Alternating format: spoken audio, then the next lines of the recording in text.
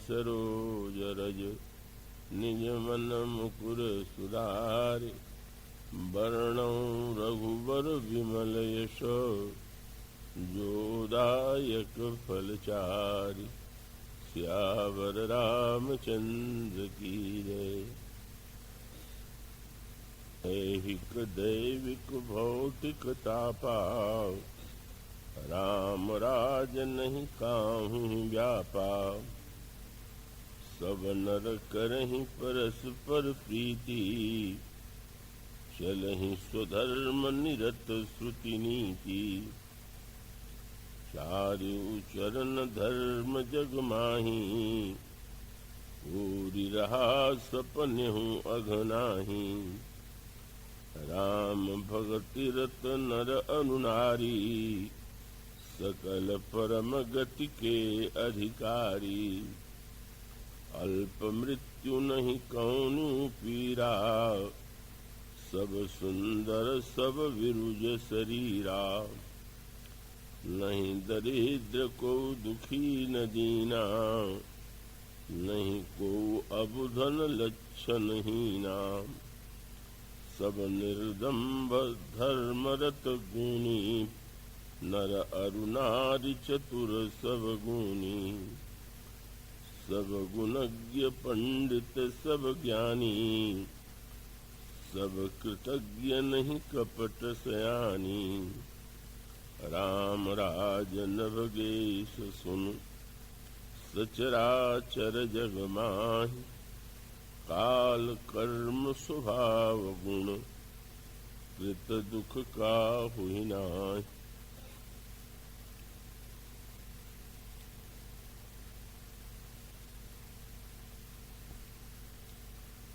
भगवत कथा रसिक जिज्ञासु श्रद्धालु श्रोता वृंद, भक्तिमती देवियों, इस बार छतरपुर के कार्यक्रम में राम राज्य का विषय चुना गया। राम राज्य की जो स्थितियां हैं उन सब का वर्णन गोस्वामी जी ने कई दोहों में किया है। राम राज्य के संदर्भ में गोस्वामी जी ने एक शब्द का बार बार प्रयोग किया। अगर किसी शब्द की बार बार पुनरावृत्ति हुई है, किसी शब्द को बार बार दोहराना काव्य का गुण नहीं माना जाता, उसे दोष मानते हैं। किंतु गोस्वामी जी ने सारे राम राज्य के प्रसंग में जिस शब्द को बार बार उसी शब्द का प्रयोग किया, वह शब्द है सब। संस्कृत में उसे सर्व कह लीजिए, हिंदी में भी सर्व कह सकते हैं। ये शब्द जो है बार बार दोहराया गया। तो ये राम राज्य जिसकी इतनी विलक्षणताओं का वर्णन किया गया, का उसमें ये जो विलक्षणताएं हैं वे कैसे आ गई। और जब इस प्रश्न पर हम और आप दृष्टि डालना चाहिए कि राम राज्य का तात्पर्य क्या है, अर्थ क्या है। किसी अच्छे राज्य के लिए राम राज्य शब्द का प्रयोग करना शायद उचित नहीं है। राम राज्य एक श्रेष्ठ राज्य की अपेक्षा भी कुछ अधिक आगे। अच्छे राज्य के लिए तो सर्वश्रेष्ठ शब्द है स्वराज, और इस स्वराज शब्द का भी गोस्वामी जी ने प्रयोग किया, कई बार किया। तो वस्तुतः राम राज्य के संदर्भ में जो बात कल कही जा रही थी उसका मूल तत्व क्या है? और इसका उत्तर आपको इस रूप में मिलेगा कि जब गुरु वशिष्ठ श्री भरत से राज्य लेने का प्रस्ताव करते हैं और प्रस्ताव करते हुए धर्मशास्त्र की दुहाई देते हैं, दृष्टांत देते हैं, और दृष्टांत देते हुए उन्होंने पुरातन काल से लेकर वर्तमान तक के व्यक्तियों का स्मरण किया। उन्होंने कहा कि भरत, पिता की आज्ञा यदि अनुचित भी प्रतीत हो तो व्यक्ति विचार छोड़ करके पिता की आज्ञा का पालन करना चाहिए। अनुचित उचित विचार तज जे पालहि पितु वैन। और फिर उन्होंने दो महापुरुषों का दृष्टांत दिया, एक त्याग की परंपरा में और एक राजा के संदर्भ में। नाम लिया उन्होंने परशुराम जी का। परशुराम पितु आज्ञा राखी, मारी मातु लोक सब साथी। एक नाम उन्होंने परशुराम जी का लिया और दूसरा नाम उन्होंने लिया तनय जजाति यौवन दयऊ, पितु आज्ञा अघ अजस न भयऊ। जजाति राजा के पुत्रों में से एक पुत्र ने आज्ञा का पालन करते हुए पिता की वृद्धावस्था को ले लिया। अपनी अवस्था उन्होंने पिता को दे दी और परिणाम यह हुआ कि बहिरंग रूप में दृष्टि से भले ही वह पाप प्रतीत हुआ हो, पर उन्हें रंच मात्र कोई पाप नहीं लगा। तो पुरातन इतिहास में भी परशुराम जी का दृष्टांत है, ययाति राजा का दृष्टांत है, और तुम्हारे इस समय तुम्हारे पिताजी ने भी श्री राम के प्रति चाहे उनका जितना भी स्नेह रहा हो, लेकिन सत्य की रक्षा के लिए, मर्यादा की रक्षा के लिए उन्होंने श्री राम को वन जाने दिया। और वो इतने यदि श्री राम से स्नेह करते थे और कितना करते थे, इसका सबसे बड़ा प्रमाण यही है कि राम के वियोग में उन्होंने प्राण का परित्याग कर दिया। ऐसे पिता के तुम पुत्र हो, ऐसे पिता ने दो आज्ञाएं दी हैं, उनमें से एक आज्ञा का पालन तुम्हारे बड़े भाई के द्वारा किया गया और वह आज्ञा थी 14 वर्ष के लिए श्री राम का वनगमन। अब उनकी जो दूसरी आज्ञा है उसको स्वीकार करने का भार तुम पर है। तुम्हें उसे स्वीकार करना चाहिए। तुम सिंहासन पर बैठ करके पिता की आज्ञा का पालन करोगे, धर्म और मर्यादा की रक्षा करोगे, ऐसा मुझे विश्वास है। श्री भरत ने बड़ी विनम्रता से, उनकी वाणी तो प्रारंभ में ऐसा भ्रम उत्पन्न कर रही थी कि जैसे श्री भरत राज्य स्वीकार करने वाले ही। जब वो बोलने के लिए खड़े हुए तो उनके भाषण का प्रारंभ ही यहां से हुआ कि पिता ही नहीं, शास्त्रों की आज्ञा तो यह है कि गुरु पितु मातु स्वामहित वाणी बिनहि विचार करिय शोभ मानी। पिता गुरु स्वामी की आज्ञा बिना विचार के मान लेना चाहिए। और उससे भी आगे बढ़ करके उन्होंने एक वाक्य कह दिया कि का उचित की अनुचित किए विचारू, धर्म जाई सिर पातक भारू। अगर आज्ञा में कोई उचित अनुचित का विचार करे तो उसको महान पाप लगता है।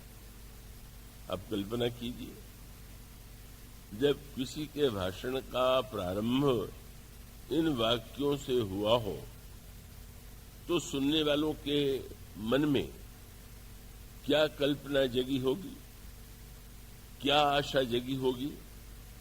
और वो एक ही कल्पना और एक ही आशा जगी, और यह है कि बहुधा सदा ही ये परंपरा है कि जब किसी व्यक्ति को कोई पद दिया जाता है तो भले ही वो पद उसकी इच्छा के अनुकूल हो, लेकिन वो एक औपचारिक रूप में बहुधा ये वाक्य बोला जाता है कि मैं तो इस पद के योग्य नहीं हूं, अथवा मैं इस पद को चाहता भी नहीं, पर अब आप सबकी आज्ञा में कैसे टालूं, इसलिए आपकी आज्ञा की पालन के लिए मैं इसको स्वीकार करता हूं।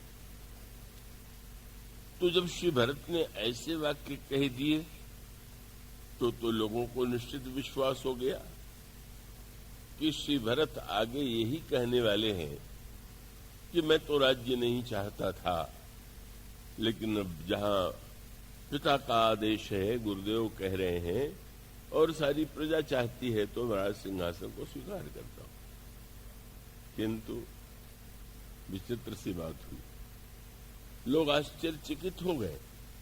उनके भाषण का प्रारंभ और फिर जब वे भाषण के बाद बोलने लगे तो ऐसा लगा कि जो कुछ भूमिका में कहा जा रहा था वो तो श्री भरत कहीं से स्वीकार नहीं करते, और सचमुच उन्होंने राज सिंहासन पर बैठना नहीं स्वीकार किया। पिता की आज्ञा की दुहाई दी गई तो भी नहीं स्वीकार किया, गुरु वशिष्ठ का आदेश था तो भी नहीं स्वीकार किया, और यह भी कहा गया कि श्री राम भी इससे प्रसन्न होंगे तो भी श्री भरत ने स्वीकार नहीं किया। कैसे अद्भुत पात्र श्री भरत हैं, कितने विनम्र, कितने कोमल, पर कितने कठोर। वाणी में कोमलता है, वाक्यों में विनम्रता है, लेकिन सिद्धांत पर उनकी ऐसी अविचल आस्था है कि श्री भरत उसमें ऐसे अडिग हैं कि किसी की वाणी, किसी की आज्ञा का नाम उन्हें प्रेरित नहीं कर पाया। आपने इस पूरे प्रसंग को यदि ध्यान से पढ़ा हो, पढ़ना चाहिए। समस्या ये है कि वस्तुतः जो सबसे महत्वपूर्ण वस्तु है उसकी उपेक्षा आज बहुधा जीवन में हो रही, और वो उसका जो बहिरंग पक्ष है उसके प्रति कुछ व्यक्ति या जो उसके से जुड़े हुए लोग हैं उस दिशा में प्रयत्नशील दिखाई देते हैं। मैं आशा करता हूं कि आप पूरे एकाग्र रहेंगे। और वो शब्द है कि श्री भरत जी ने गुरु जी ने भी कह दिया, पिता की आज्ञा का पालन करने में विचार नहीं करना चाहिए। श्री भरत जी ने भी कहा कि विचार नहीं करना चाहिए, पर आगे चल करके पता ये चला कि विचार नहीं करना चाहिए। ऐसा कहने वाले श्री भरत ने सबसे अधिक विचार किया, और विचार भी ऐसा किया कि लोगों को एक नई दृष्टि दे दिया, नया चिंतन दे दिया।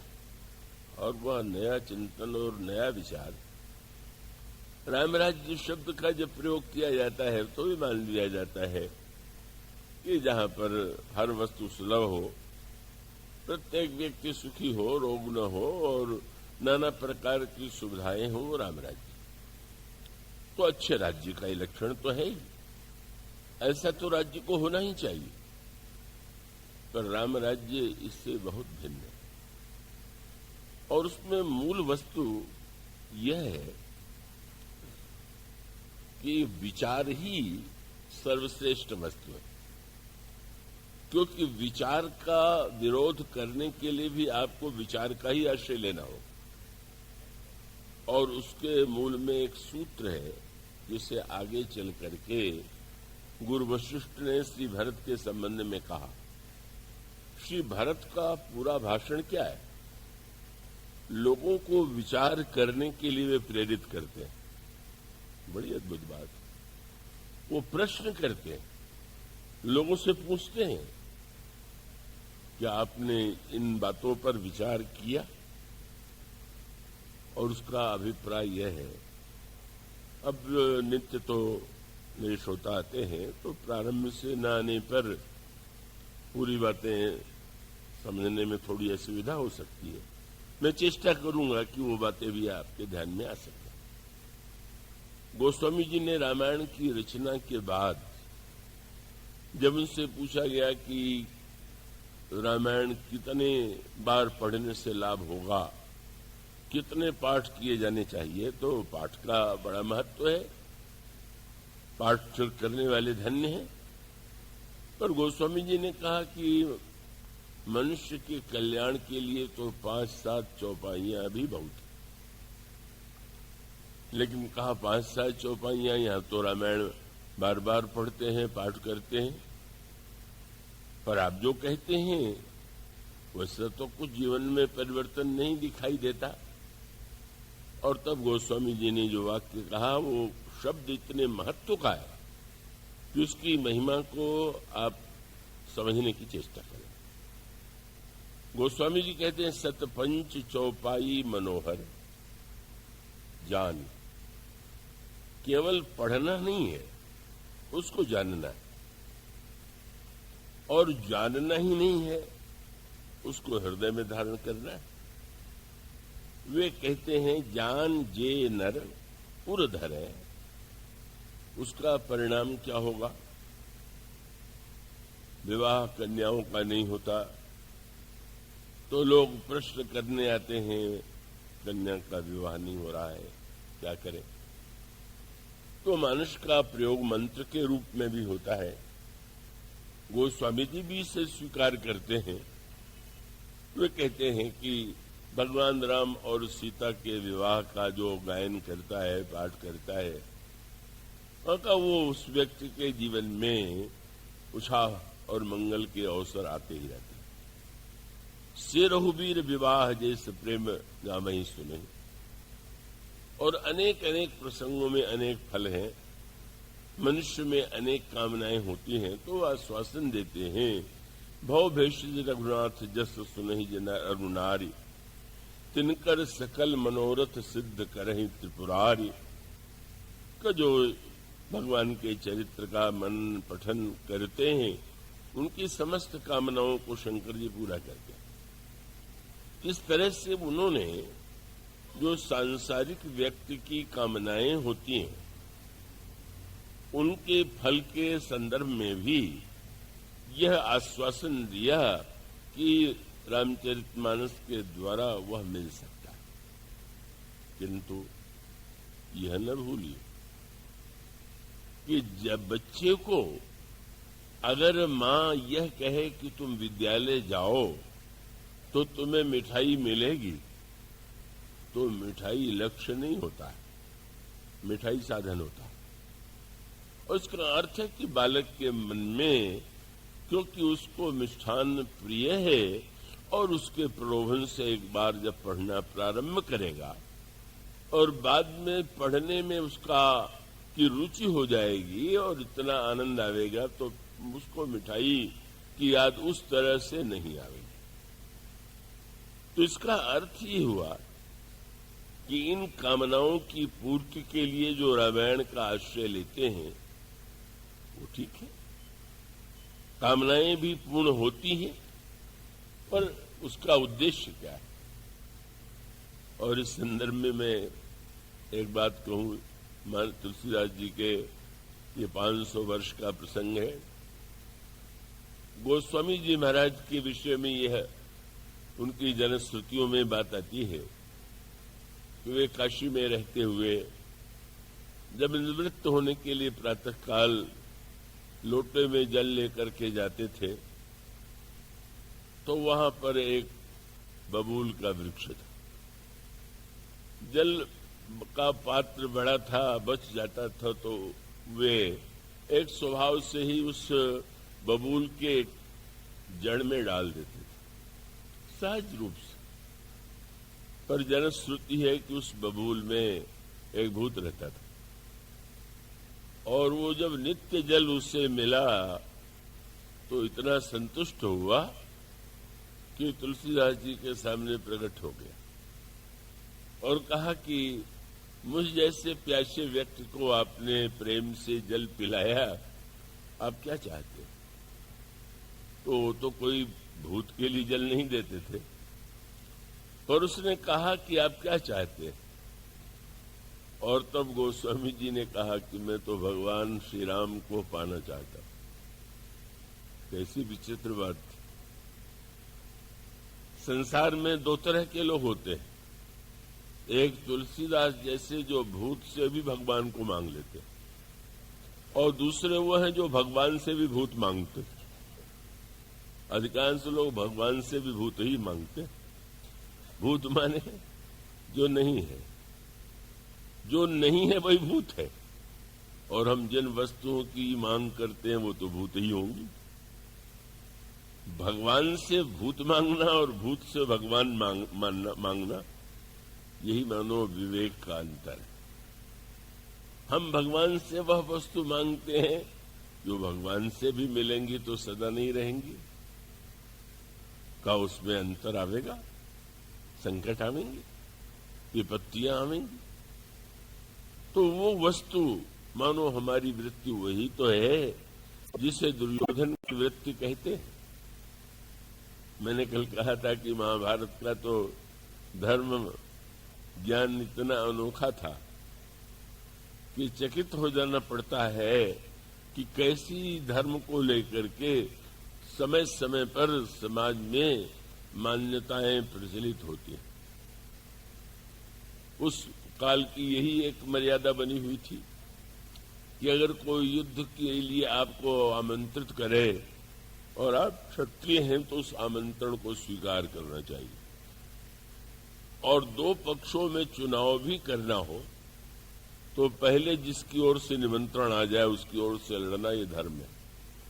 कैसा विचित्र धर्म है जो ये नहीं कहता है कि न्याय के लिए लड़ना धर्म है, कहता है जो पहले आ गया उसकी ओर से लड़ना धर्म है। रामराज जी इसीलिए द्वापर युग में नहीं बन पाया, अब तो बनने का प्रश्न ही नहीं। इसलिए नहीं बन पाया कि जहां पर धर्म की ऐसी व्याख्याएं प्रचलित हो उसमें भगवान भी आके क्या करें। भगवान तो वही थे जो त्रेता युग में थे, वही श्री राम थे, वही द्वापर युग में श्री कृष्ण बने, पर त्रेता युग में भरत जैसे महात्मा थे, संत थे, भक्त थे, जिन्होंने धर्म को वास्तविक रूप में प्रस्तुत किया और लोगों के जीवन में वैचारिक क्रांति कर दी।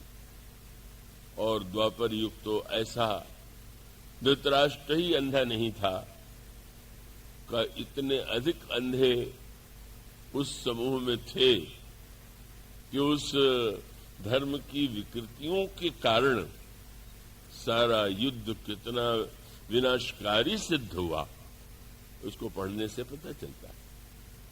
अब आप कल्पना कीजिए कि दुर्योधन तो भगवान कृष्ण को बिल्कुल पसंद नहीं करता, लेकिन ये तो समझते ही है कि हाँ कृष्ण बड़े शक्तिशाली हैं, ईश्वर तो उसने कभी माना नहीं।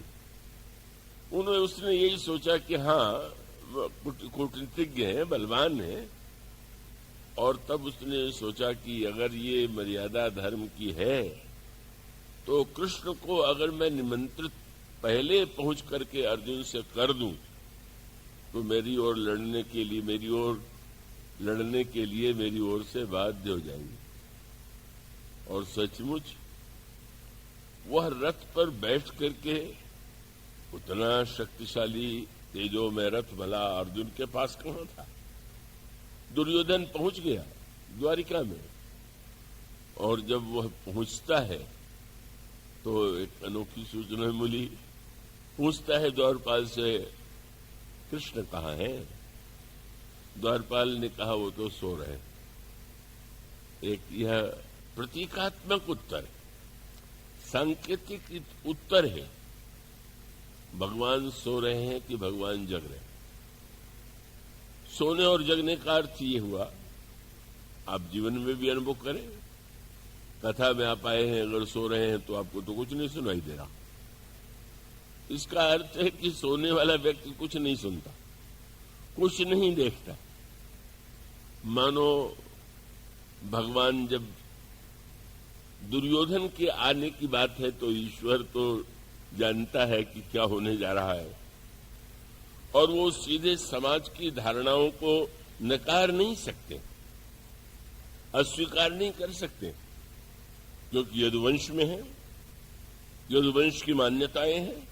और इतना ही नहीं, यदुवंशियों में अधिकांश व्यक्तियों की सहानुभूति दुर्योधन के साथ, और केवल यदुवंशियों की ही नहीं, स्वयं भगवान कृष्ण के बड़े भ्राता बलराम भी मन से दुर्योधन को ही अधिक पसंद करते हैं।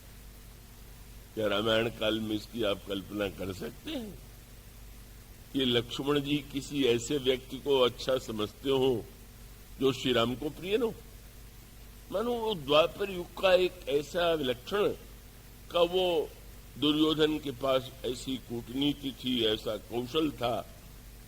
उस समय भगवान कृष्ण वह मारे निकालते हैं कि जिसमें लोगों को कोई ये भी न लगे कि उन्होंने सामाजिक धारणाओं का उल्लंघन कर दिया, मान्यताओं का उल्लंघन कर दिया, लेकिन वो मार्ग उनको निकालना पड़ा। ईश्वर सो रहा था। असंत कौन है? हृदय में ईश्वर सबके है, पर संत और असंत में अंतर क्या है? कबीर ने यही कहा कि सब घट मेरा साइया, सुनी सेज न कोय, बलिहारी वा घट की, जा घट परगट होए। सबके हृदय की शैया पर वह विराजमान है, पर जिसके हृदय में वह चैतन्य है, जागृत है, सक्रिय है, जो भक्त की भाषा सुनता है, उसकी इच्छा पूर्ण करता है, वह ईश्वर जिसके जीवन में चैतन्य है, वही संत। भगवान सोए हैं, फिर भी दुर्योधन कहता मैं वहीं बैठूंगा चलकर जहां श्री कृष्ण हैं। और जाने के बाद स्वाभाविक है, वहां जो सिरहाने उसे ऊंचा आसन लगा वहां बैठ जाता है।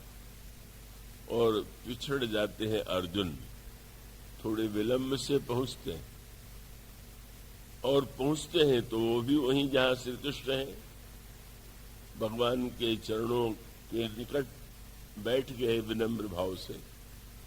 और अगले ही क्षण श्री कृष्ण का पीताम्बर हटा, और आपने स्वाभाविक है कि अब कोई जगेगा तो जो पैताने होगा वही पहले दिखाई देगा। अरे अर्जुन तुम कब आए? दुर्योधन ने कहा मैं पहले आया हुआ हूं। मुस्कुराए, बड़ी समस्या है, पहले आप आए, देखा मैंने इनको पहले। बस इतने में तो सब कुछ उन्होंने कह दिया।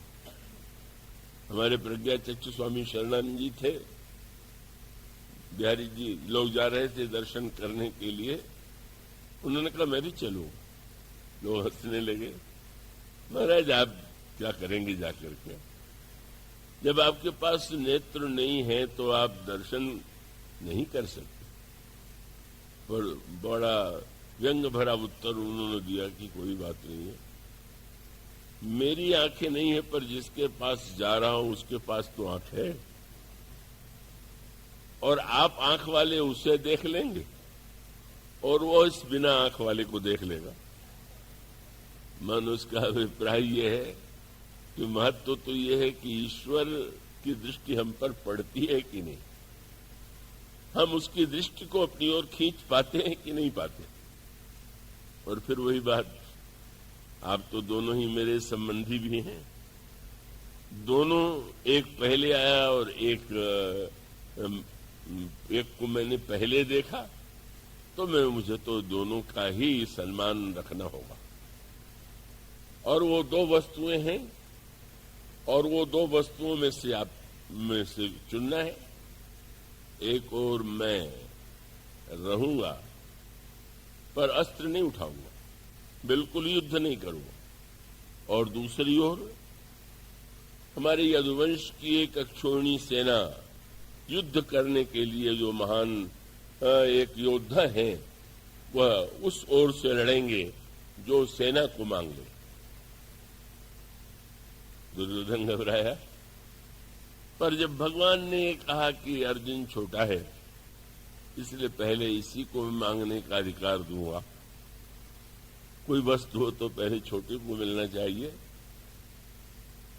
बड़ा घबरा गया कि अब ये तो सेना मांग ही लेंगे, वो तो कल्पना ही नहीं कर सकता था। और जब दुर्योधन ने सुना तो सोचने लगा, जब ये केवल बैठे रहेंगे, अस्त्र भी नहीं उठावेंगे, तो क्या पूजा के लिए ले जाना? सेना युद्ध करेगी। पर उसे कितना संतोष हुआ जब अर्जुन ने कहा, मुझे आपकी आवश्यकता है। और दुर्योधन ने प्रसन्न होकर कहा, वाह वाह, ये तो बहुत अच्छा निर्णय हो गया, आप चले जाइए इनके साथ, मुझे सेना दे दीजिए। क्या हम लोगों की वही मनस्थिति नहीं है? क्या हम भगवान से वही नहीं मांगेंगे जो दुर्योधन ने मांगा था? भगवान कह दें कि हम आपके हृदय में बैठे रहेंगे पर कुछ करेंगे नहीं, और आपको हम धन दें, संपत्ति दें, पद दें, आप दोनों में से क्या लें? तो लोग कहेंगे कि आप मंदिर में ही रहिए, हमें तो आप इन्हीं वस्तुओं को दे दीजिए। इसका अर्थ ये है कि गोस्वामी जी इसलिए महान है कि उन्होंने भूत से भी भगवान को मांगा। हम भगवान से भूत मांगते हैं, उन्होंने भूत से भगवान को मांगा।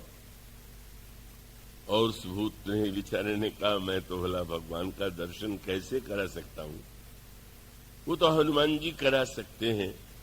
और हनुमान जी से भी मैं केवल यही कह सकता हूं कि ऐसे स्थान पर जहां कथा होती है, वहां वे नित्य आते हैं, बहुत पीछे बैठते हैं। बड़ा उनका रूप कठिन रोगों से ग्रस्त लगता है। अब उससे प्रार्थना कीजिए। गोस्वामी जी ने चरण पकड़ लिए। हनुमान जी ही थे, पहले वे नहीं करते रहे, पर बाद में जब गोस्वामी जी का आग्रह बढ़ता गया, मानो एक कुष्ठी के रूप में भगवान हनुमान जी ने दर्शन दिया। कितनी घृणा होती है किसी को देखकर, लेकिन उनकी अविचल निष्ठा यही थी, वे भगवान को पाना चाहते थे। और भगवान तो सर्वत्र विद्यमान रहने वाले हैं। और तब सचमुच हनुमान जी की कृपा से उनको चित्रकूट में प्रभु का दर्शन हुआ। यह जनश्रुति भी कहती है, और विनय पत्रिका में गोस्वामी जी भी उसका स्मरण करते हैं, अपने मन को याद दिलाते हैं। अरे मेरे मन, तो उस दिन की याद कर जब चित्रकूट में तुम्हारे लिए प्रभु ने कैसी लीला की। तुलसी तो को कृपालु, जो कियो कौशल पालु, चित्रकूट को चरित्र चेत चित करिस। गोस्वामी जी ने का यह जो एक दिव्य अनुभूति प्राप्त की, उन्होंने श्री राम को पाया। श्री राम को पाने का अर्थ है फिर पाना शेष ही क्या रह गया। तो वस्तुतः गोस्वामी जी जब रामायण के द्वारा, रामचरितमानस के द्वारा सांसारिक वस्तुओं की प्राप्ति भी बताते हैं, तो ठीक है, कामनाएं होती हैं, और कामनाओं की पूर्ति के लिए व्यक्ति रामायण पाठ करे तो उचित ही है। लेकिन उससे और आगे भी तो जाना चाहिए।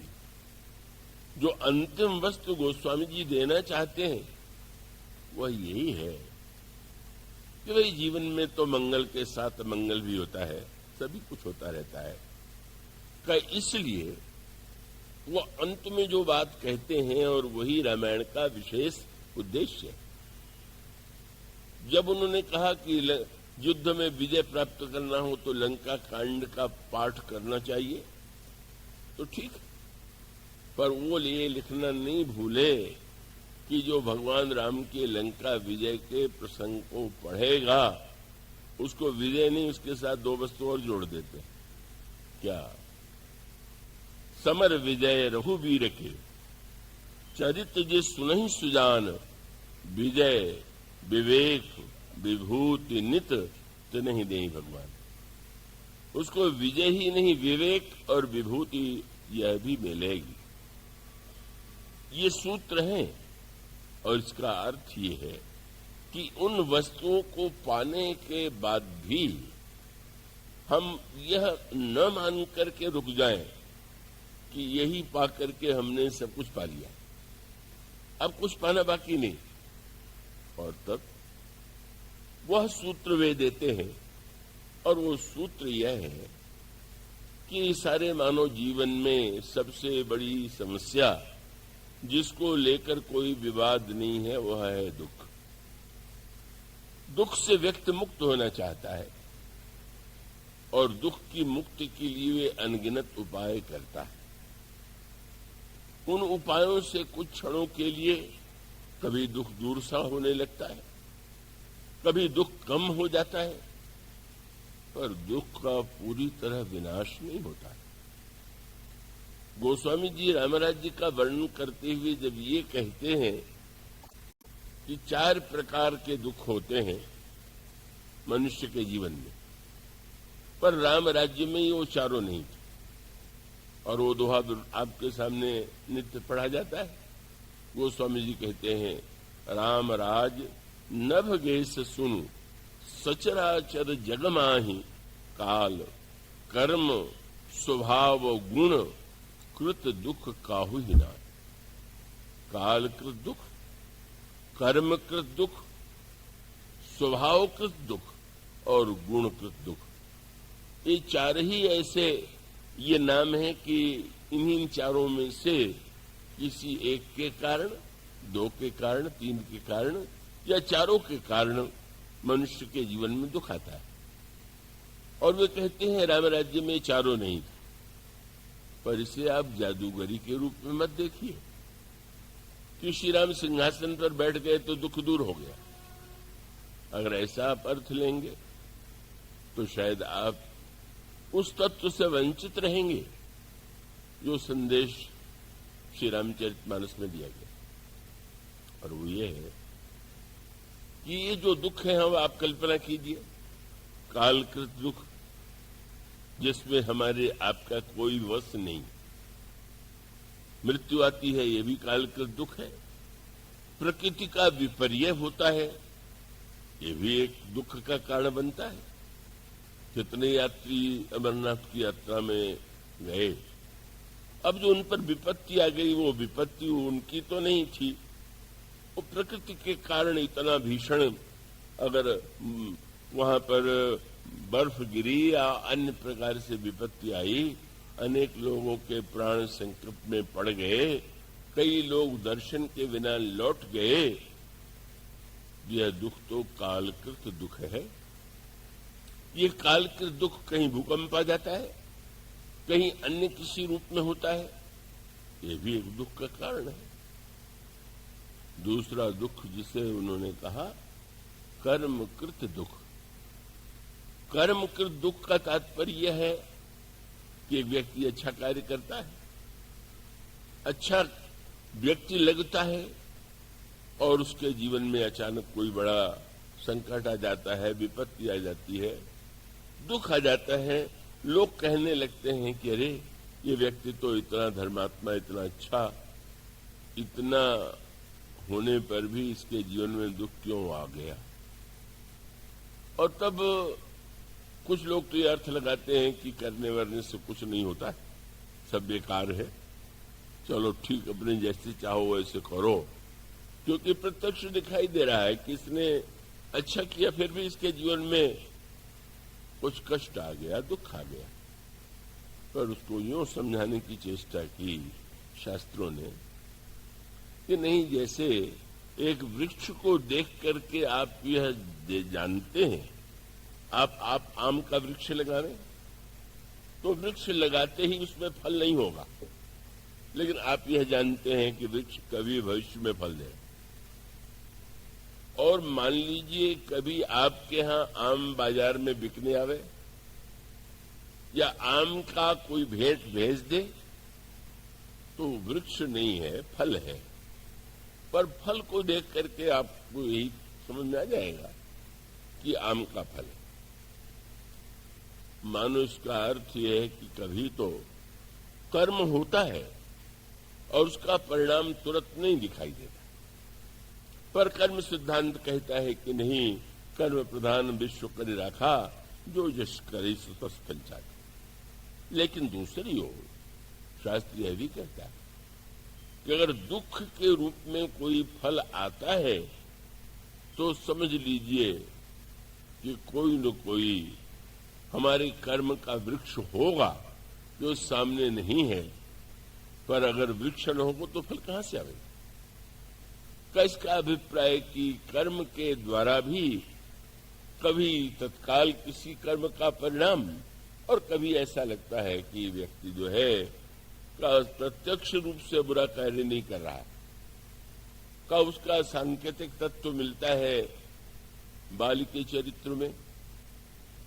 भगवान श्री राम ने का बाली के ऊपर जब प्रहार किया तो सामने आकर नहीं किया, और यह प्रश्न शाश्वत बन गया,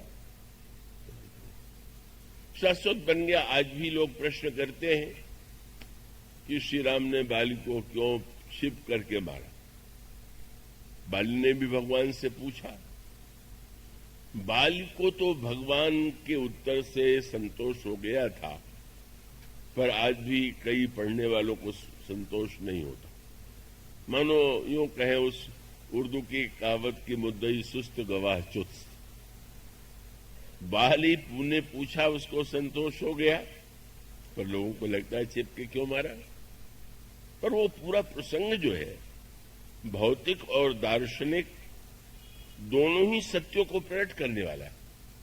श्री रामायण की विशेषता यह है कि आप घटनाओं को पढ़िए, उसका आनंद लीजिए और उसके अंतरंग अर्थों पर भी दृष्टि डालिए। यही रामायण को समझने की चेष्टा है। तो आप समझेंगे तो आपके बहुत से प्रश्नों का उत्तर अपने आप मिल जाएगा। भगवान से बाली ने दो प्रश्न किए। एक प्रश्न तो यह था कि मैंने सुना है कि ईश्वर सम, शास्त्रों में भी लिखा गया ईश्वर सम है। गीता में भी भगवान कहते हैं समोहम सर्वभूतेषु।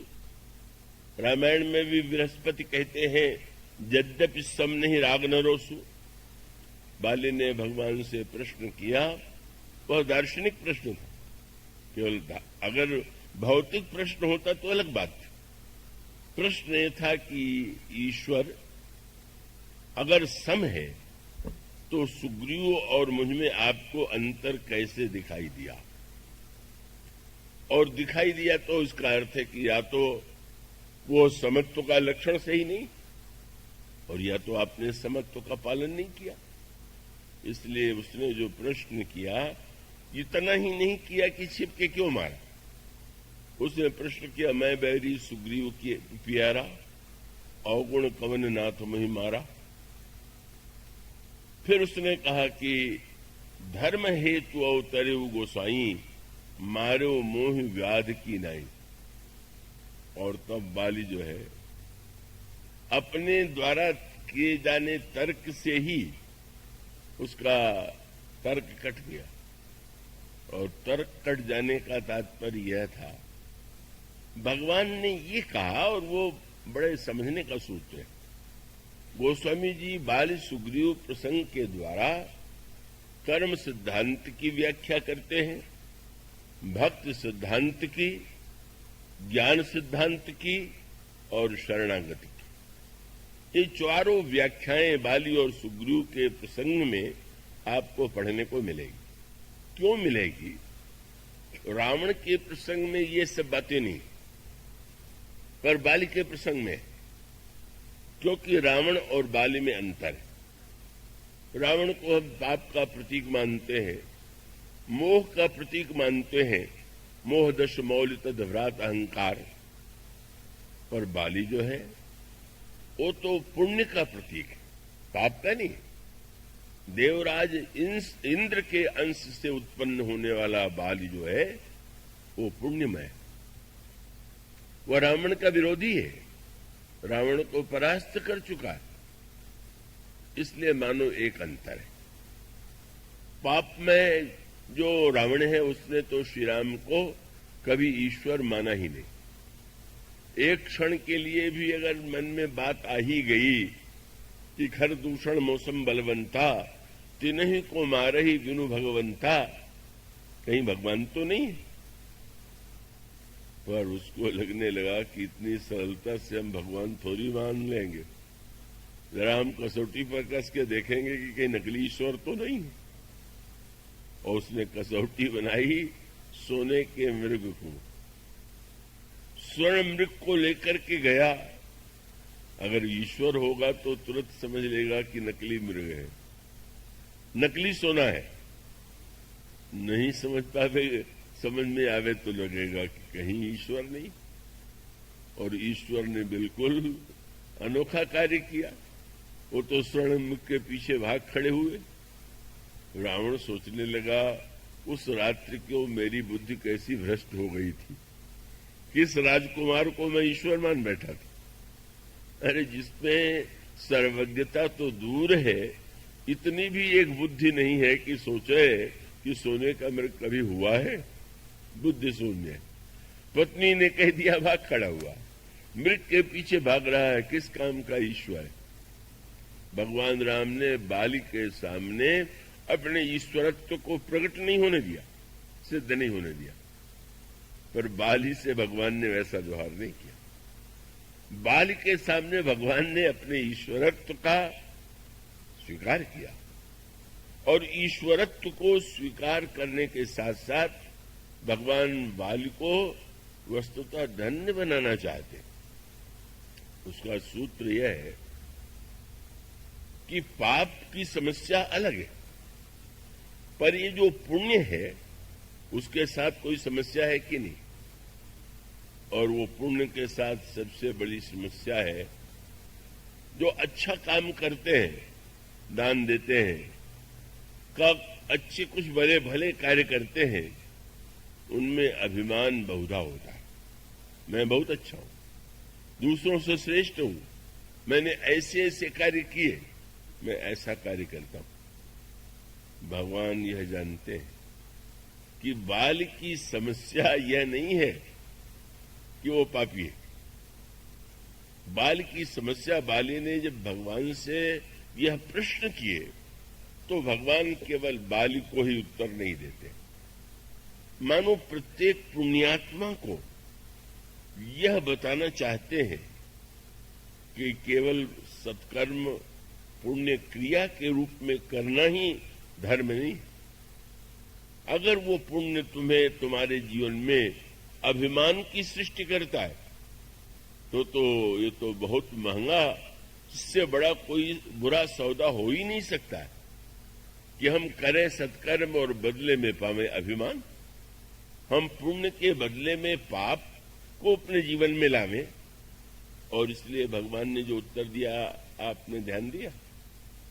भगवान ने यह अनुभव किया कि नहीं, इस व्यक्ति के मस्तिष्क में जो भ्रांति है, जो समझ की कमी है, उस कमी इस दृष्टि से और भी विचित्र है। यह मुझे ईश्वर भी मानता है, ईश्वर का अवतार भी मुझे कहता है, और इसके बाद वो मेरे ऊपर दोषारोपण करता है। मानो भगवान उसके भ्रम को दूर करते हैं, और भ्रम के साथ जो वस्तु वो दूर करते हैं उसका सूत्र एक ही है। और इसका अभिप्राय है कि सत्कर्म के साथ अगर हमारे जीवन में अभिमान है तो भगवान उस अभिमान पर प्रहार करते हैं। अभिमानी संसार में बहुत होते हैं, पर अगर कोई सत्कर्म युक्त अभिमानी है तो भगवान की अनुकंपा है कि उसका अभिमान दूर करने के लिए वो प्रयत्नशील है। बाली ने प्रश्न कर दिया।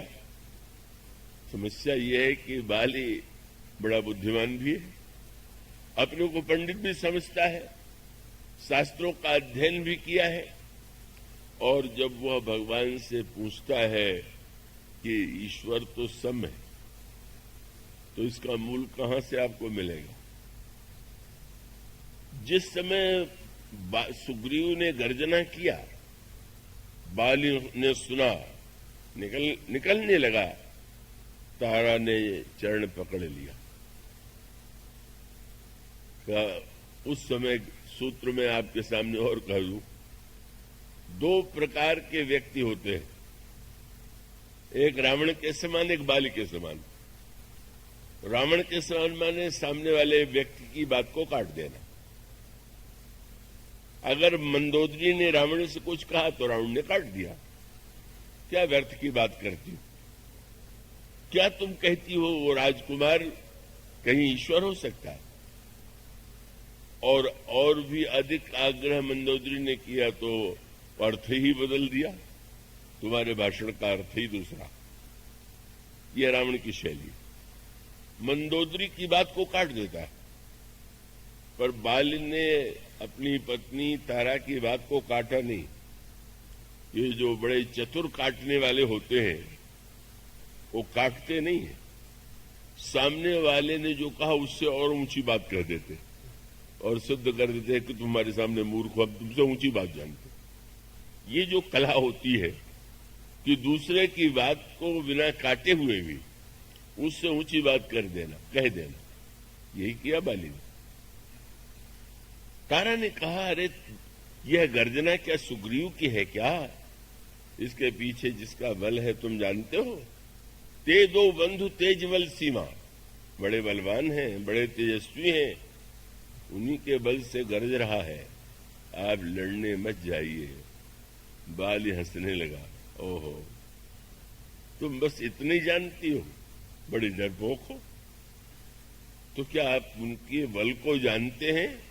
अरे पगली, वो बलवान व्यक्ति नहीं हो तो ईश्वर है। तारा सोचने लगी, इतने ज्ञानवान हमारे पतिदेव, और कहा कि महाराज अगर ईश्वर आप जानते हैं तो भी क्यों लड़ने चले जा रहे हैं?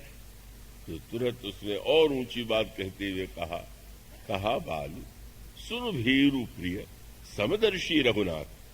सारे शास्त्रों में लिखा हुआ है ईश्वर समदर्शी है, राम ईश्वर हैं, इसलिए वो समदर्शी हैं।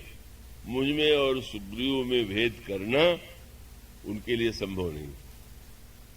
भला सोचिए, समदर्शित्व की क्या अद्भुत अनोखी व्याख्या है।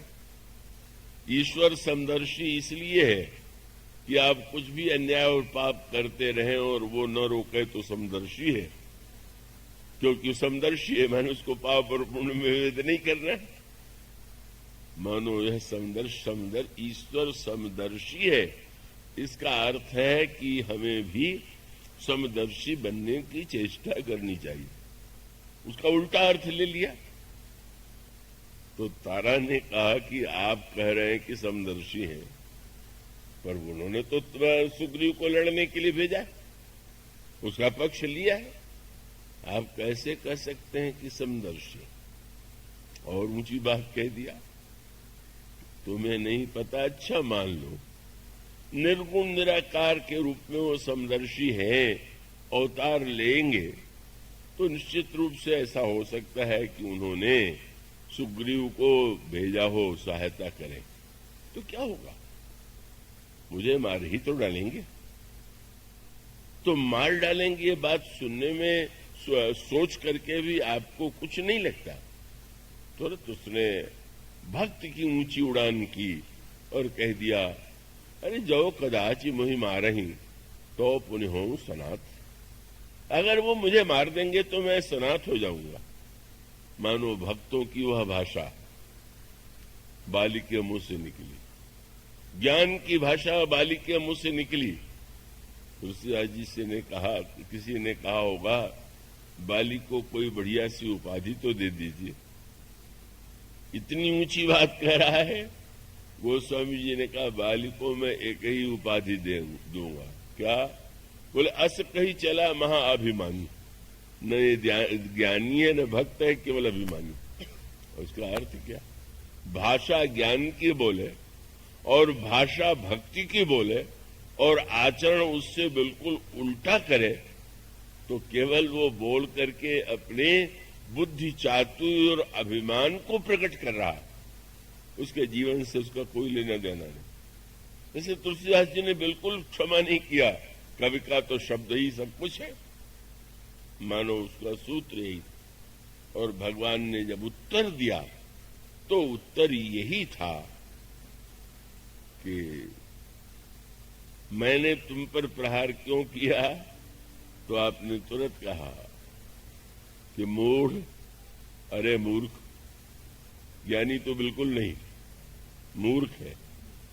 और मूर्ख के साथ समस्या है कि मूर्ख को अपनी मूर्खता का ज्ञान हो तो समझ सकता है, पर मूढ़ तो ही अतिशय अभिमान है।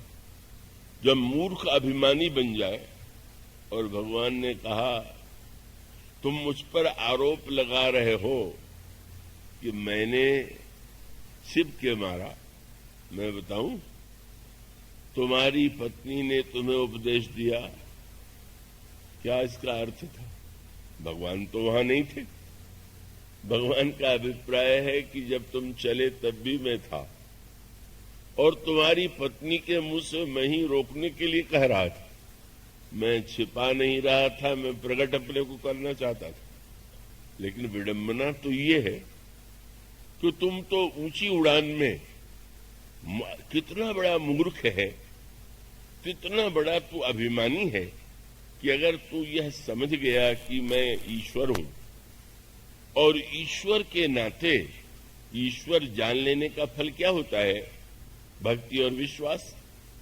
उसके स्थान पर यदि तू लड़ने के लिए आया और पत्नी से ये कह करके आया कि मार देंगे तो मैं सनाथ हो जाऊंगा, तो अब ये जो प्रश्न कर रहे हो कि क्यों मार दिया, अब सनाथ नहीं हो गए क्या? कह के तो चल पड़े थे, अब पूछ रहे हो क्यों मार दिया? भाषण में कहते हो मारेंगे तो सनाथ हो जाऊंगा, और यहां आकर पूछते हो क्यों मार दिया। मानो रामायण में पूछा गया भगवान का स्वभाव कैसा है? भरत जी ने कहा देव देवतरु सरिस स्वभाव, कल्पतरु के समान भगवान का स्वभाव है। कल्पतरु का क्या स्वभाव है? उसके नीचे बैठ के जो कल्पना की जाए वह कल्पतरु पूरा कर देता। एक व्यक्ति भूखा प्यासा वन में भटक रहा, संयोग से कल्प वृक्ष के नीचे बैठ गया, सोचने लगा इतना भूखा हूं, कहीं से भोजन आ जाता तो कितना अच्छा होता। कल्पतरु था तो भोजन सामने आ गया, वाह वाह, प्रसन्न होकर भोजन किया, अधिक कर लिया। फिर सोचने लगा कितना अच्छा होता कोई खाट वाट होती, पलंग होता तो जरा सो भी लेता। पलंग भी आ गया, पलंग पर लेट गया, पर वो चारों ओर जब देखने लगा कि जंगल ही जंगल है तो घबरा के सोचने लगा कहीं कोई शेर आके खा तो नहीं जाएगा। शेर आया और शेर खा गया। ईश्वर कल्पतरु है तो बहुत सावधान रहना चाहिए। ऐसी कल्पना कीजिए कहीं आपकी कल्पना ही आपके लिए घातक न हो। भगवान ने कहा तूने अपनी पत्नी से कहा कि ईश्वर सम है, तो इसीलिए जब पहली बार तेरी और सुग्रीव की लड़ाई हुई तो मैंने हस्तक्षेप नहीं किया। कल्पतरु के नीचे तूने कह दिया तो मैंने समत्व का परिचय दिया, पर तू तो बाद में कहने लगा कि मारने पर मैं सनाथ हो जाऊंगा, तो कल्पतरु ने वो भी पूरा कर दिया, समत्व भी और मार देने के बाद भी। इसका अर्थ है कि ये केवल सारा ये वाक की ज्ञान जो है वाक विलास है, तू अभिमानी है। और साथ साथ ये कहा बिल्कुल तुम, और भगवान ने एक वाक्य कहा एक तो यह है कि मैं छिप गया, और दूसरा यह है कि कोई न देखने का निर्णय कर ले। सूर्य उदित है और सूर्य के उदय के बाद आप बस एक कार्य कर लीजिए, अपनी अंगुली से अपनी आंख को दबा लीजिए और आप दावे से कह दीजिए सूर्य नहीं। तो ये जो सूर्य नहीं है, ये व्यक्ति का सत्य स्वयं ही वह देखना ही नहीं चाहता। भगवान का संकेत यह था, मैं बार बार चाह रहा था कि तुम मुझे देख लो, मुझे समझ लो, तुम अपने आप में परिवर्तन कर लो। इसीलिए पत्नी के मुख से मैंने तुम्हें रोकने की चेष्टा की, तब भी तुम नहीं माने। तुम्हारा सुग्रीव से युद्ध हुआ, सुग्रीव पर तुमने प्रहार किया, फिर भी मैंने बाण चलाकर तुम्हारा वध नहीं किया। मैं तो बार बार चाह रहा था कि तुम देखो, लेकिन समस्या ये है कि तुमने तो न देखने का निर्णय कर लिया था। तुम जान के भी अनजान, मानो स्वयं को ज्ञानी के रूप में दिखा करके मूढ़ तो ही अतिशय अभिमाना नारी सिखावन करे से नकाना।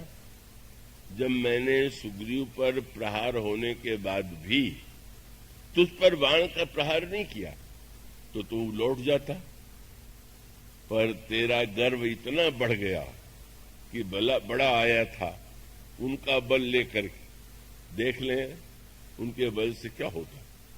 और आपने कहा, मम भुज बल आश्रित तेहि जानी, मारा चहसी अधम अभिमानी। तू अधम अभिमानी है, इसीलिए जब मैंने सुग्रीव के गले में माला पहना करके तुझे सूचना दे दी कि अब तक मैंने तुम्हारे शब्दों के अनुकूल समत्व का परिचय दिया, पर तुम सुग्रीव नहीं हो, तुम्हारे कंठ में सुमन की माला नहीं है। सुग्रीव का अर्थ है जिसकी गर्दन सुंदर। सुंदर गर्दन किसकी?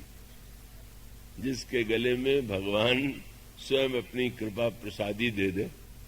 जो शरणागत है वही उसका ही कंठ जो है सुंदर है। भगवान ने यही कहा, भगवान ने यही कहा कि वस्तुतः तुम मुझे देखना नहीं चाहते, मेरी बात सुनना नहीं चाहते थे। और जब तुम ये कहते हो कि आप ईश्वर होते हुए आपने वृक्ष की आड़ से क्यों मारा, तो प्रभु का तात्पर्य यह था कि ईश्वर मानने के बाद क्या यह प्रश्न करना सही है क्या? ईश्वर नहीं मानते हो तो ठीक, पर तुम यदि ये मानते हो कि मैं ईश्वर हूं तो तुम्हें पूछना ही नहीं चाहिए कि वृक्ष की आड़ से मैंने क्यों मारा। क्यों? भगवान ने कहा, सारे संसार को मैं आड़ से मारता हूं, सामने आके कहां मारता हूं? नित्य अनगिनत जीव मर रहे हैं, काल का वाण चल रहा है, क्या ईश्वर सामने दिखाई दे रहा है क्या? ईश्वर नहीं, वो वृक्ष की आड़ में। और यह वृक्ष क्या है? मैंने पत्रिका में इसका उत्तर देते हुए गोस्वामी जी कहते हैं, संसार कांतार अति घोर गंभीर वन। ये संसार ही एक सघन वन है और गहन तरु कर्म संकुल मुराली। इस संसार के जंगल में हमारे और आपके कर्मों का ही वृक्ष लगा हुआ है। ईश्वर सामने नहीं आता, मानो कर्म सामने है, चाहे वो पूर्व जन्म का कर्म हो, चाहे इस जन्म का कर्म हो, और काल के माध्यम से वाण आ रहा है, काल के द्वारा संहार हो रहा है। मानो यह दुख उस संदर्भ का जो है वो यही है कि वो मारने वाला तो दिखाई नहीं दे रहा है, और न दिखाई देने वाला व्यक्ति ही जिसके हाथ में लव निमेश परमाणु जुग बरस कल्पसर चंड भजसी न मन ते राम नाम राम कह काल जासु को दंड। मानो धनुष काल है, वृक्ष कर्म है और ईश्वर कर्म फलदाता है जो प्रत्यक्ष नहीं आता। इसलिए दुख का कारण काल भी है, दुख का दूसरा कारण कर्म भी है, और तीसरा दुख का कारण है गुण। हम सबकी जो रचना हुई है वो 3 गुणों से मिल करके हुई है, सतोगुण, रजोगुण और तमोगुण, और तीनों की आवश्यकता है। आप अच्छे कार्य करना चाहें, सत्कर्म करना चाहें, तो सत्वगुण की प्रधानता होनी चाहिए। जब आप शासन का, व्यवस्था का एक पालन करें तो रजोगुण होना चाहिए, और जब आप पलंग पर जाएं तो तमोगुण के रूप में नींद आना चाहिए। तीनों गुण उपयोगी, पर उपयोगी तब हैं जब सही समय पर आवें। पर हम लोगों के जीवन में उल्टा है। अब कथा में बैठे तो नींद आ रही, और पलंग पर सोने गए तो नींद नहीं आ रही। जहां सतोगुण आना चाहिए वहां तमोगुण आ गया, और जहां तमोगुण आना चाहिए वहां सतोगुण आ रहा है या रजोगुण आ रहा है। मानो हम लोगों ने ये गुण का जो विपर्य है, अनगिनत लोगों को आजकल नींद न आने का रोग। इसका अर्थ ये हुआ कि जब उस समय व्यक्ति को स्वयं अपने आप को रजोगुण से मुक्त करना है, अन्य वस्तुओं से मुक्त करना है, ये गुणकृत दुख होता है।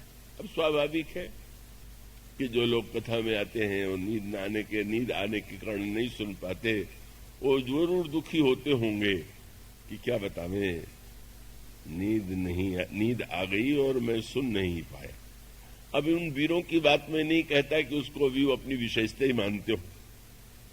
एक सज्जन ने कहा कि कथा में इतना सुख मिलता है कि सो जाता हूं। तो मैंने कहा तो फिर आप घर में ही सोए रहते, वहां आकर के सुखी होना आवश्यक है क्या? इसका अर्थ है गुणकृत दुख है। जो गुण जो है भिन्न समय में आके हमें दुखी बनाते हैं। और चौथा दुख जो है वो तो सबसे विचित्र दुख है, और उसी का नाम है स्वभावकृत दुख। ये दुख तो ऐसे पीछे पड़ा रहता है। कई लोगों का स्वभाव ही ऐसा होता है, जब देखिए तो दुखी है, जब देखिए तो निराश है, जब देखिए तो कष्ट में है। और वो दुख वस्तुतः दुख नहीं होता, उनकी कल्पना का दुख होता है, उनकी मान्यता का दुख होता है, उनकी सोचने की पद्धति का दुख होता है। और ऐसे लोग तब बहुत दुखी होते हैं जो हर समय ये सोचते रहते हैं कि संसार में जो कुछ हो रहा है वो उनकी धारणा, उनकी मान्यता के अनुकूल ही होना चाहिए। कमानो व्यक्ति कितना दुख, अब जो ही व्यक्ति चाहे ऐसा। परशुराम जी महाराज के प्रसंग में बहुत सुंदर व्यंग किया गया। क्रोध भी एक अवगुण भी है, गुण भी है। पर परशुराम जी के क्रोध की समस्या कब कठिन हो गई कि जब क्रोध उनको अन्याय के विरुद्ध आता था तो वह क्रोध कल्याणकारी था, उपयोगी था। लेकिन धनुष टूटने पर जब उन्हें क्रोध आया तो उस दुख का कोई अर्थ नहीं, निरर्थक। वे सोच सकते थे कि धनुष शंकर जी का है, उन्हें तो कोई दुख हुआ नहीं। उन्होंने दिया का जनक जी को, वो तो बड़े प्रसन्न हो रहे। हम कौन होते हैं दुखी होने वाले? इसलिए कविताली रामायण में गोस्वामी जी ने कहा, लक्ष्मण जी ने परशुराम जी से पूछा, रावरी पिनाक में सरियता कहाँ रही? कोई आप इसमें आपका भी कोई था भाग क्या? जैसे कि लोग व्यापार मिलजुल के करते हैं, बोले आपका भी कुछ था इसमें क्या? मानो संकेत यह है कि अनावश्यक। इसीलिए लक्ष्मण जी ने कहा कि महाराज अब बात कितनी सही उन्होंने कही, तो क्रोध आ गया। छोटा लड़का बड़ी बात, बड़े छोटे मुंह से बड़ी बात। रे नृप बालक काल बस, बोले तो इन्हें संभाले। अरे लड़के संभाल के नहीं बोलता, तू कैसी बात करता है? जब लक्ष्मण जी के कहने पर तो फिर बाद में लक्ष्मण जी नहीं बोलते तो हंसने लगे। तो अब तो शांत हो जाना चाहिए, बोल तो नहीं रहा। बोले हंसत देखे रिस नक्सिक व्यापी। अब हंसने पर भी क्रोध आ गया, बोलने पर भी क्रोध आ गया, टूटने पर भी क्रोध आ गया और श्री राम को उलाहना दिया कि तुम इतने सज्जन होते हुए अपने छोटे भाई को नहीं समझा पाते। श्री राम ने सोचा कि ठीक ही तो कह रहे हैं, लोग भी घबरा रहे हैं, और आपने आंखें जरा टेढ़ी किया, लक्ष्मण की ओर देखा, नैन तरेरे राम, जो ही आंखें जरा सी टेढ़ी हुई, लक्ष्मण जी चुप, जाकर के विश्वामित्र के पास खड़े हो गए। अब तो बहुत प्रसन्न हो जाना चाहिए, हंस भी नहीं रहा, बोल भी नहीं रहा। प्रभु ने देखा, महाराज अब तो कोई समस्या नहीं, और क्रोध बढ़ गया। बोले हंस नहीं रहा है, बोल नहीं रहा, पर देखो कैसे देख रहा है घूर के। अजहू अनुज तव चितव अनय से, देखो कैसे देख रहा है। बोला बताइए इस दुख का क्या उपाय है, कैसे हंस रहा, कैसे बोल रहा, कैसे नहीं बोल रहा, तो कैसे देख रहा।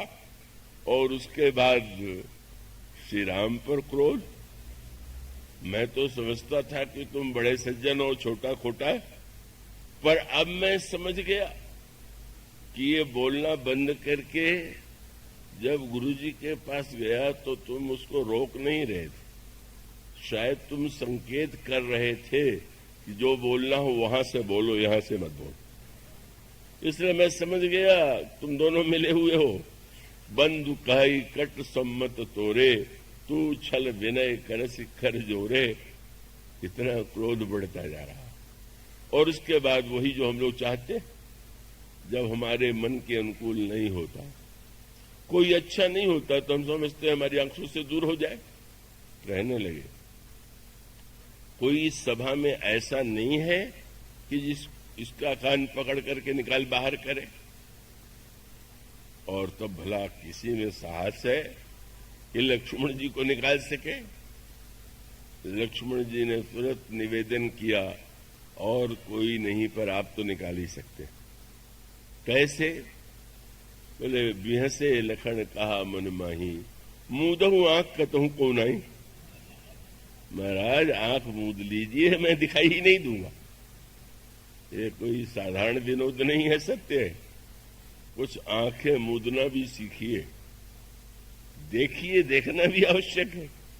पर अगर आप मूदना नहीं जानेंगे, केवल देखते ही रहेंगे, और देखने में दूसरों में आपको कमी ही दिखाई देगी, तो दूसरे जैसे हैं वे तो जैसे हों, पर आप तो दुख का ऐसा बोझ अपने सिर पर लाद लेंगे कि जिससे कभी मुक्ति नहीं हो सकती। ये स्वभावकृत दुख है। कहते हैं कि राम राज्य में ये चारों नहीं था। कैसे नहीं था? क्या तात्पर्य उसका? कैसे ऐसा हो सकता है? और तब वह सूत्र जिसकी चर्चा की जा रही थी कि वस्तुतः राम राज्य कोई एक व्यवस्था का ही नाम नहीं।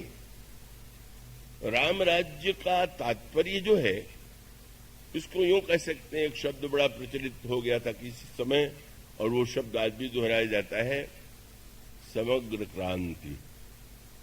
पर समग्र क्रांति क्या है, इसे विरले व्यक्ति जानते हैं।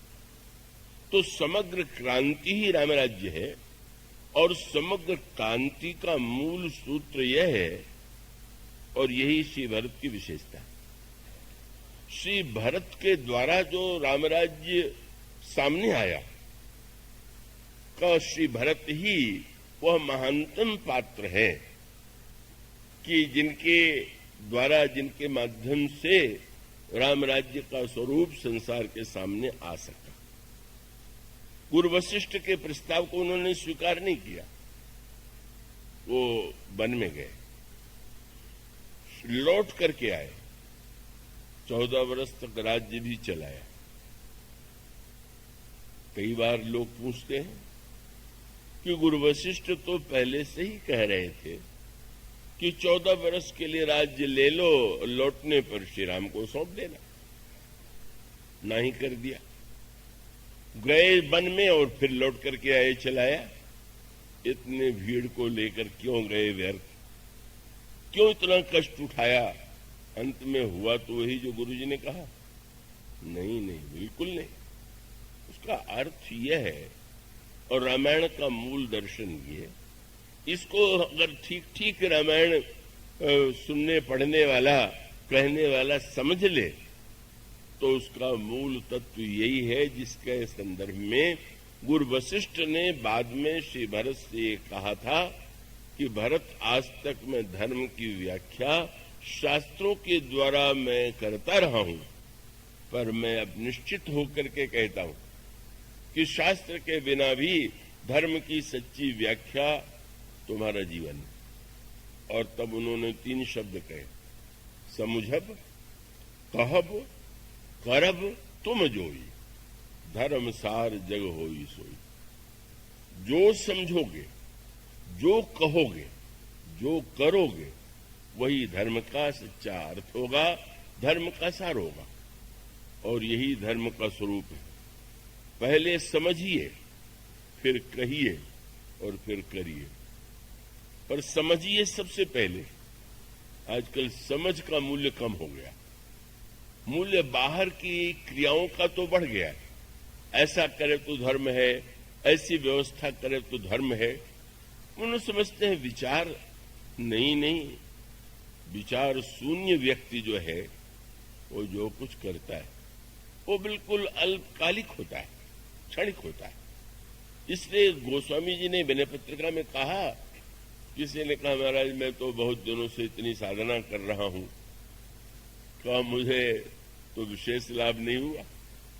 आपने राम नाम की इतनी महिमा बता दी, रामायण की इतनी महिमा बता दी, पर राम नाम का जप करने के बाद भी लाभ नहीं हो रहा है। ये गाथा तो आपने सुनी होगी। किसी व्यक्ति को रात्रि में यात्रा करने की बात ध्यान में आई, दिन में धूप है, नदी के किनारे उस स्थान था जहां जाना था, और उसने निर्णय किया आनंद से रात्रि को नाव चलाते हुए पहुंच जाएंगे। आनंद से उसने भोजन किया, थोड़ी भांग वांग लेकर के और स्फूर्ति के लिए बैठ गया, नाव चलाने लगा। चला रहा है, चलाता जा रहा है। जब कुछ कुछ उजेला हुआ तो आश्चर्य से उसने देखा कि अरे मैं तो अपने गांव के किनारे पर खड़ा हूं, उसी नाव पर। क्या हो गया, इतना परिश्रम से मैंने नाव चलाया, पर नाव तो जहां की तहां। किसी ने कहा जरा देख लो, लंगर तो ज्यों का त्यों पड़ा हुआ है, लंगर उठाया नहीं तो तुम रोज नाव खेते रहो तो भी वहीं रहोगे। उसका अर्थ ये है, लंगर तो उठाइए पहले। क्रिया के द्वारा आप धर्म की जो बातें कर रहे हैं, आप करते हुए भी वहीं रहेंगे जहां हैं, जिस रूप में हैं, और ये दिखाई देता है। तो इसका अर्थ, उसको दूसरे अर्थों में विनय पत्रिका में गोस्वामी जी ने दृष्टांत तो दिया। किसी ने देखा कि आकाश में चंद्रमा है और वो घी के कड़ाह में उस चंद्रमा की जब का प्रतिबिंब पड़ा तो उसको लगा कि ये तो बहुत अच्छा है। चंद्रमा में अमृत सुनते हैं कि होता है, और कड़ाही में तो ये घी में चंद्रमा आई गया है, क्यों न इसी को पका करके हम ले लें तो अमर हो जाएंगे। गोस्वामी जी कहते हैं अगर वह व्यक्ति उस कड़ाह के नीचे न जाने संसार की कितनी लकड़ी जला डाले, लेकिन क्या कभी चंद्रमा उस अग्नि में, क्या चंद्रमा कभी उस घृत में प्रतिबिंबित होकर के अमृत दे सकता है? गोस्वामी जी विनय पत्रिका में कहते हैं, घृत पूर्ण कराह अंतर्गत ससी प्रतिबिंब लखावे, ईंधन अनल लगाई कल्प सत औट तो नाश न पावे। और तब उन्होंने कहा पहले जीवन में विचार लाइए, साधन करिए विचारहीन मन, शुद्ध हो ही नहीं तैसे। आप कुछ भी कीजिए पर विचार शून्य न हो जाइए, विचार कीजिए। रामायण में जब यह कहते हैं श्री भरत गुरु वशिष्ठ ने ही कह दिया कि विचार छोड़ के मानना चाहिए। गुरु वशिष्ठ की बात को दोहरा दिया श्री भरत ने कि हाँ, बिना विचारे मान लेना चाहिए। पर श्री भरत मानो यह बताना चाहते हैं, एक बड़ा सूक्ष्म संकेत है, और उसको अगर ठीक ठीक व्यक्ति समझ ले कि विचार का अर्थ अगर अभिमान हो तो अधिकांश लोगों की समस्या यही है कि अब अगर कोई व्यक्ति अभिमान के कारण अपने से बड़े की बात न मानना चाहे और वो कहे कि मैं तो विचार पूर्वक कार्य करता हूं और आपकी बातें विचार के विरुद्ध हैं, इसलिए मैं नहीं मानता, तो वह विचार का नाम लेकर के अपने अभिमान का प्रदर्शन कर रहा। इस अंतर को बहुत कम लोग समझ पाते। विचार के पहले कुछ चाहिए और वो नहीं है और आप विचार करने बैठ गए तो आप क्या विचार करेंगे, और आप उसको बहुत विस्तार से नहीं ले सकते। ज्ञान दीपक प्रसंग में विचार करने से पहले कैसी तैयारी करनी है, इसका बड़ा विस्तार से वर्णन किया गया। इसका अर्थ है कि विचार के लिए मनुष्य के अंतःकरण में वह विचार होना चाहिए, और विचार के नाम पर अभिमान को आप विचार कह दें, और विचार करके विचार तो रावण भी करता है। रावण हृदय विचारा, बानिश्चर संहार, मैं अकेल कपि भावलु बहु, माया करऊं अपार। विचार के त्याग का अर्थ है अभिमान के द्वारा जो विचार की घोषणा की जाती है। जब भगवान शंकर ने देखा कि सती परीक्षा लेने जा रही हैं भगवान राम की, तो भगवान शंकर ने कहा, पार्वती ये मत भूल जाना, क्या जैसे मिटे मोह भ्रम भारी, करे उस जतन विवेक विचारी। तुम विवेक से विचार करके यह ध्यान रखना कि तुम्हारा भ्रम जैसे दूर हो जाए, मोह जैसे दूर हो जाए, उद्देश्य को मत भूलना। मानो सूत्र यही था, तुम जा रही हो पर विचार मत छोड़ना। और गोस्वामी जी ने लिखा, उन्होंने विचार किया और बहुत किया। पुनि पुनि हृदय विचार करी, बड़ी आज्ञाकारी। शंकर जी ने कहा विचार करना, उन्होंने विचार किया, और विचार के बाद निष्कर्ष क्या निकला, धरि सीता कर रूप, आगे होई चली पंथ तेही, जेहि आवत सुरभूप। विचार करके पतिदेव ने कहा विचार करना, विचार करना, तो विचार करके निष्कर्ष से निकाला कि मैं सीता जी का वेश बना लूं, और उसके बाद राम के सामने जाऊं। अगर ईश्वर होंगे तो मुझे पहचान लेंगे, ईश्वर नहीं होंगे तो नहीं पहचान पाएंगे। कितना भ्रम था। ईश्वर को पाने का उपाय क्या है, उनके पास जाने का उपाय क्या है? ईश्वर ने एक शर्त पहले ही लगा दिया, निर्मल मन जन सो मोहि पावा, मोहि कपट छल छिद्र न भावा। भगवान कहते मुझे कपट और छल अच्छा नहीं लगता। विचार में यही निकला कि सीता जी का रूप बना लूं, कपट का आश्रय ले लूं, और कपट का जो आश्रय है उसे लेकर के, और कपट भी किसका? सीता जी साक्षात मूर्तिमती भक्ति हैं। भगत ज्ञान वैराग्य जन सोदर शरीर। क्या नकली भक्ति से भगवान को पा सकते हैं? क्या नकली भक्ति, नकल और कपट के द्वारा कोई भगवान को जान सकता है? मानो यही है विचार ही। अभिमान को ही उन्होंने विचार मान लिया और उसको विचार का नाम दे दिया, और उस विचार का परिणाम सामने आ गया। जब भगवान श्री राम के सामने आई तो प्रभु ने जोरी पानी, प्रभु कीन प्रणामू, पिता समेत लीन निज नामू। मैं दशरथ का पुत्र राम आपको बार बार प्रणाम करता हूं। पर इतना कह करके ही नहीं रुके, कहे वो बहोरी, कहाँ वृषकेतु, शंकर जी कहाँ हैं? और उससे भी गहरा व्यंग था, विपिन अकेली फिरहु के हेतु। ये जंगल में आप अकेले, सब उल्टा हो गया। भक्ति के लिए विश्वास चाहिए, बिनु विश्वास भक्ति नहीं। शंकर जी मूर्तिमान विश्वास है, विश्वास का साथ छोड़ दिया, अपने को विचारक मान करके का उन्होंने अभिमान को ही विचार मान करके जब इसका आश्रय लिया तो भगवान शिव परित्याग कर देते हैं सती का।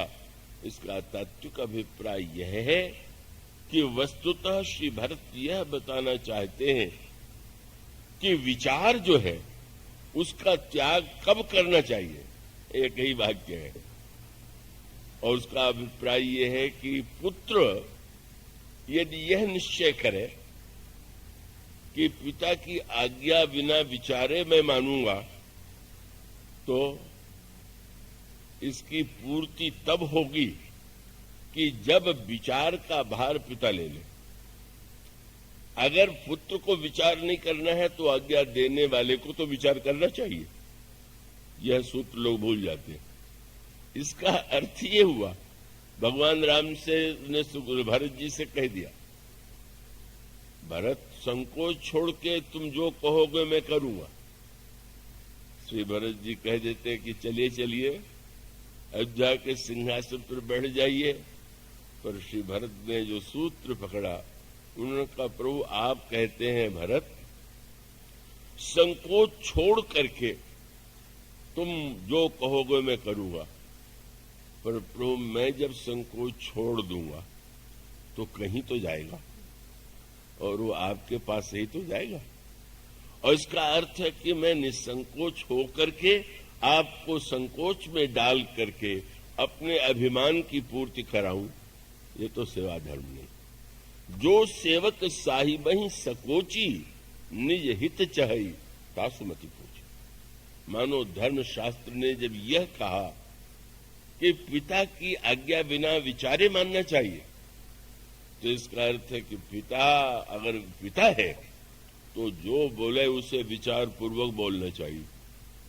अगर वो विचार शून्य होकर के बोल रहा है तो स्वयं वो अपने लिए वह घटना जो कई बार दोहराई जा चुकी, शिवरात्रि के दिन काशी में जब मैं शिक्षा प्राप्त कर रहा था तो संस्कृत के गुरुदेव, व्याकरण के बड़े पंडित, काशी में तो भांग की परंपरा है, शिव की पूजा में चढ़ाया, पी लिया कुछ अधिक मात्रा में, मुझे साथ में लेकर के चले, चौक में आकर के पटरी पर लेट गए, नाम लेकर के कहा कि अब तो मैं मर गया हूं। मणिकर्णिका पर ले जा कि धर्म हमको ऊंचे ले जा रहा है कि नीचे उतार रहा है। और इसका अर्थ यह था कि श्री भरत ने कहा सब कुछ उलट गया, राज्य किसी व्यक्ति का नहीं है, राज्य श्री राम का है, संपत्ति सब रघुपति के आई। यह सारी विडंबना इसीलिए है कि हमारे पिताजी की बुद्धि इस तरह से बुद्धि भ्रष्ट हो गई। बात कहने में भी अच्छी है, सुनने भी अच्छी है, और कम से कम इतने देर के लिए तो आप राम राज्य में बैठे हुए हैं। राम राज्य में बैठे हुए सत्य है कि ईश्वर का ही सब कुछ है, यह अनुभूति हो जाना ही राम राज्य है। पर उस राम राज्य की अनुभूति के लिए, उस विचार के लिए जिस प्रकार की साधना होती है, जिस तरह से श्री भरत ने अपने चरित्र में उसे प्रदर्शित किया, उसकी चर्चा कल